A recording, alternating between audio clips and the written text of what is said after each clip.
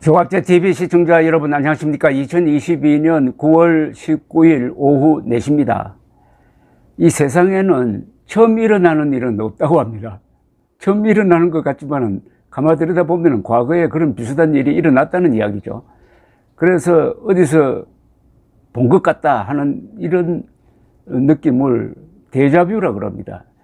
한자로는 기시감, 과거에 언제 본 것 같은 느낌이 든다 이거죠. 요사이 국민의힘이 이준석 당대표를 몰아내기 위해서 특수부 검사들의 별건 수사식으로 이거 쑤셔서 안 되면은 저거 쑤시고 저거 쑤시고 안 되면 이거 단다는 식으로 하는 게 어디서 많이 본 것 같습니다.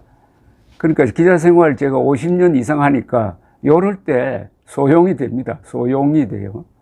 바로 1979년 박정희 대통령이 당시 야당 총재인 김영삼 씨가 강경투쟁을 하니까 뉴욕타임스하고 인터뷰한 것을 꼬투리로 잡아가지고 사대주의자다 이래가지고 국회에서 제명을 했습니다. 무리하게 했습니다. 제명거리가 아니죠. 정치인의 정치적 발언을 꼬투리 잡아가지고 그걸 징계한다고 하면은 그때부터는 민주주의는 사라집니다. 왜냐? 정치인의 무기는 말입니다. 정치인의 무기가 칼과 총이었던 시절이 있었어요. 그때는 바로 정권을 차지하기 위해서 암살하고 쿠데타하고 혁명하고 전쟁하고 이렇게 했습니다. 그러나 이렇게 하지 말자 해가지고 선거를 통해서 정권을 바꾸자 이래 된 것 아닙니까? 그러려면은 총을 버리고 칼을 버리고 무슨 무기를 들어야 합니까? 바로 말이라는 무기를 쓰는 거죠. 말을 잘하는 사람, 말로서 국민들의 마음을 사로잡는 사람, 그 사람들이 많은 정당에 표를 주는 겁니다. 그러니까 정치는 말로 하는 겁니다. 그러다 보니까 그 말이 격렬할 수밖에 없는 것 아닙니까? 창을 대신한 게 말입니다. 창과 같이 말을 하고 화살처럼 말을 쏘아붙이는 게 정치판인데 그 말이 좀 과격했다고 해가지고 그걸 징계 대상으로 삼는 정당이 이 2022년 지구상에서 어디에 있겠습니까? 물론 있죠. 러시아에 있습니다. 북한에 있습니다. 중국에 있어요. 그거 말고는 아프리카에도 이런 데가 있는 건 모르겠네요. 뭐 짐바브웨가 요사이 무가베가 죽고 나서 약간 달라졌는데 과거 같으면 짐바브웨에 있었습니다. 아니 대한민국이 세계 7대 강국이라는 대한민국이 이런 시절로 돌아가면 되겠습니까? 뭘 좀 징계 그럴듯한 명분으로 징계를 해야 되는데 그런데 이게 참 불길한 것하고 또 겹칩니다. 그러다가 징계를 한 게 박정희 정권이 징계를 한 게 1979년 10월 초였어요. 그러다 그 보름 뒤에 김영삼 씨의 정치적 기반인 바로 부산 마산 지역에서 부마 사태가 일어났습니다. 부마 사태가 일어나니까 중앙정보부장 김재규가 10월 18일에 비행기를 타고 왔어요. 저도 국제신문 기자로서 한참 현장에서 취재를 하고 있었습니다. 경찰 작전차에 불을 붙이고 여기저기 화염이 치솟고 하는 그 남포동 바로 그 비슷한 시간대에 김재규가 그런 장면을 현장에서 보고 아 민심이 떠났구나 라고 생각을 했습니다. 사실은 민심이 떠난 정도는 아닌데 어쨌든 지휘관들이 전선에 와서는 안 된다는 이야기가 있습니다. 그러면 오파를 한다는 겁니다. 그 다음에 무슨 일이 일어났습니까? 바로 10월 26일 밤 7시 40분 공정동의 총성으로 확대된 것 아닙니까? 제명이 부마 사태의 함성으로 그 함성이 열흘 뒤에 총성으로 이런 일련의 과정과 요사이 이준석 몰아내는 과정이 자꾸 겹쳐 보인다는 겁니다. 겹쳐 보인다. 이준석을 몰아내는 게 이준석만을 몰아내는 건 아니잖아요.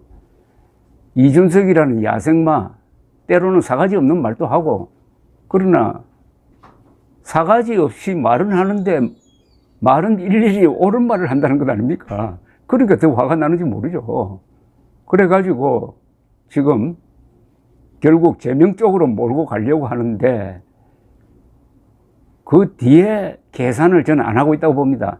윤석열 대통령의 성격이나 지금 국힘당의 수준을 볼 때 계산이 없는 집단인 것 같아요. 계산이 있었으면 지금 이렇게 법원에서 인용이 되어가지고 모처럼 출범시킨 비상대책위원회가 다 공중분해돼 버리고 그 다음에 또 당헌을 또 바꿔서 이런 소동을 벌리겠습니까?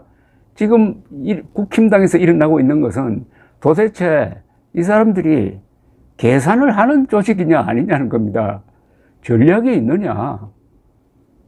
전략은 계산이 있어야 될 것 아닙니까?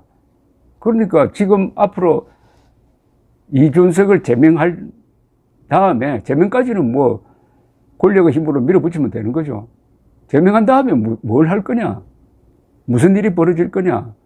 아마 예상하는 사람도 없을 것이고, 윤석열 대통령에게 잘 보이기 위해서 하는 것, 해야 한다는 행동, 그것 말고는 계산이 없는 것 같습니다. 계산이. 제가 한번 계산해 볼까요? 제가 몇 달 전부터 이렇게 이야기했습니다. 윤석열이 이준석에게 이기면은 민주당에는 지게 되어 있다. 이거죠. 그러면 이준석에게 이기는 게 몰락으로 간다. 이거 아닙니까? 박정희 대통령이 김영삼 의원 제명에는 성공했는데 결국 몰락으로 가버렸다. 이거죠. 그러나 물론 시대가 바뀌었으니까 총선과 함성으로 무너지지는 않겠죠. 다른 방식으로 앞으로 국힘당이나 윤석열 대통령이 몰락의 길을 갈 가능성이 상당히 있다. 역사적 경험에서 저는 그렇게 생각합니다. 이준석을 몰아내는 것은 이준석뿐만 아니라 이준석이 대표하는 2030 세대를 몰아낸다는 그런 의미가 있는 거죠. 이미 2030 세대가 반윤석열로 돌았고 그중에 30대는 그 좌경성이 강한 40대보다도 더 반윤석열로 기울었다. 2030 세대와 척을 진다. 이렇게 된 거죠. 2030 세대와 척을 진다. 2030 세대가 윤석열을 50% 정도 지지할 수 있었던 것은 그 이준석이라는 매개체가 있었다. 이준석이라는 재기발랄한 사람을 당대표로 뽑는 국힘당을 보니까 꼰대 정당이 아니구나. 달라졌구나.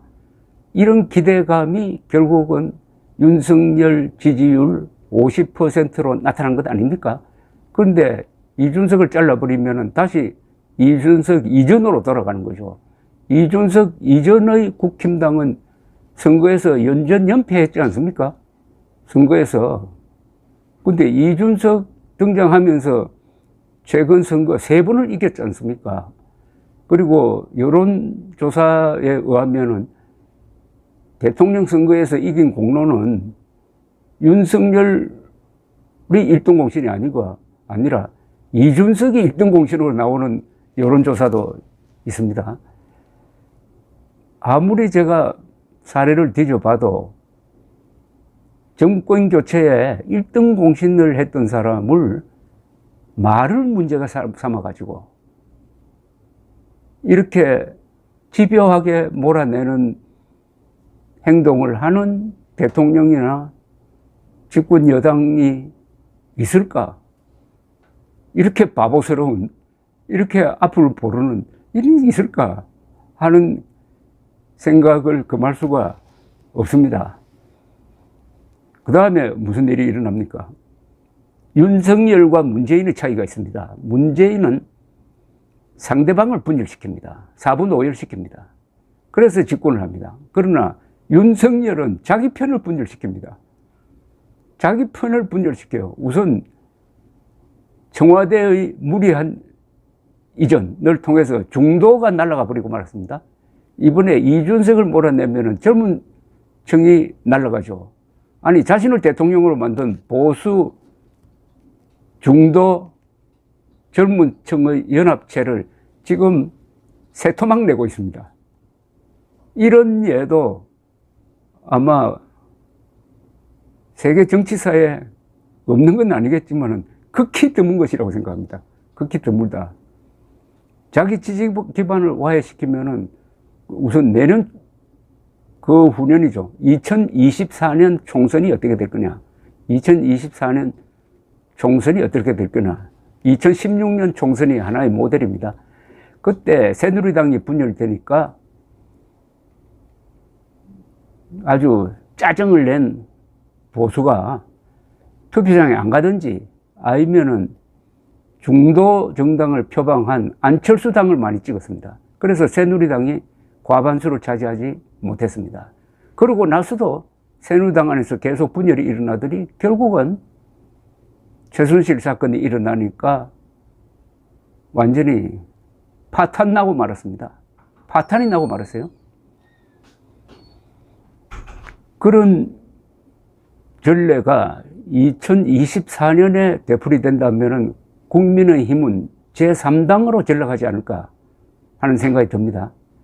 그때 정당이 하나 만들어지겠죠. 이준석을 만약 몰아낸다면은, 아니, 밀려나간 이준석이 가만히 어디 절간에 들어가서 도 닦고 있겠습니까?